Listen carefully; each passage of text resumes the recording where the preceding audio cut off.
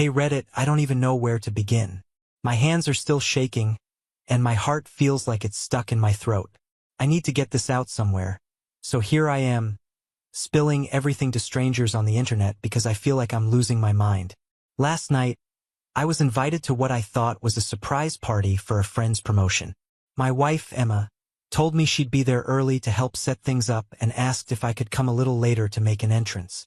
I thought it was strange, but she's always loved planning dramatic surprises, so I didn't question it. When I arrived, the house was buzzing with people. Music played, drinks were poured, and everyone seemed to be having a great time. But something felt off. Emma wasn't by the bar or mingling like she normally would. A friend of hers, someone I didn't know very well, approached me with a sympathetic look and whispered, "You might want to check the guest room upstairs." Confused and a little uneasy, I made my way through the crowd and up the stairs. The closer I got, the louder my heartbeat pounded in my ears. When I opened the door, I saw her, Emma, my wife, with another man. They jumped apart like they'd been caught in a fire, their faces pale. I froze. My mind went blank, and it felt like the air had been knocked out of me. I didn't yell. I didn't scream.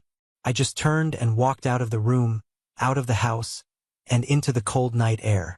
Emma came home later that night, but I couldn't even look at her. She tried to talk, but I shut her down. I didn't have the energy to listen to excuses or explanations. The next morning, she asked if we could sit down and talk.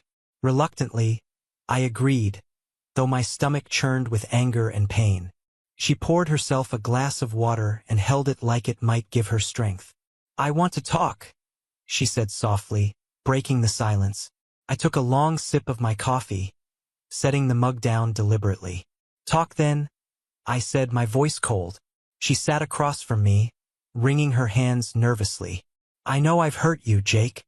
I know I can't take any of it back, but I want to try." "Try what?" I interrupted, my tone sharp. "To fix this? To pretend like nothing ever happened?" Emma flinched but didn't back down. "No," she said. "I know we can't pretend, but I want to figure out a way forward together." I shook my head, a bitter laugh escaping my lips. "There's no together, Emma. Not anymore." Tears welled up in her eyes, but I didn't care. I was done feeling sorry for her.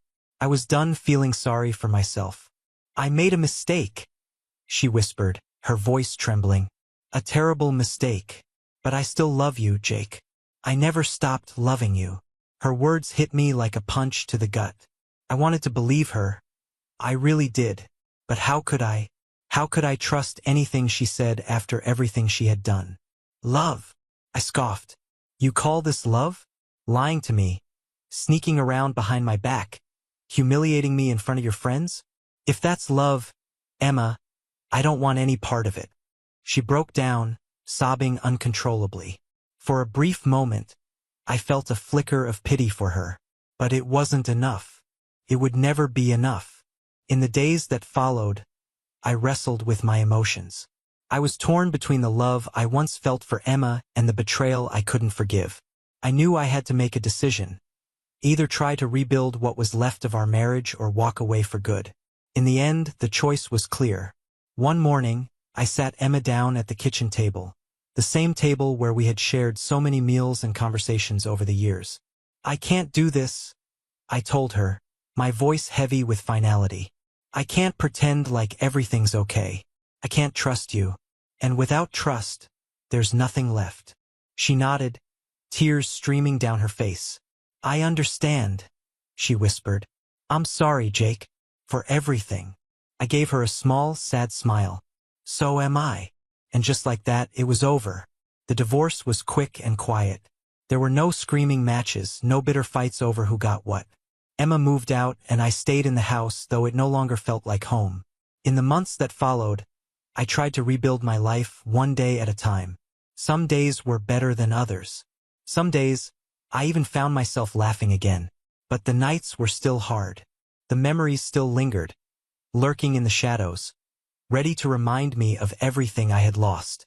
I don't know if I'll ever fully move on from what happened, but I'm trying. Maybe that's enough for now. As for Emma, I have no idea where she is or what she's doing. And honestly, I don't care. She made her choice and I made mine. Life goes on. And so will I.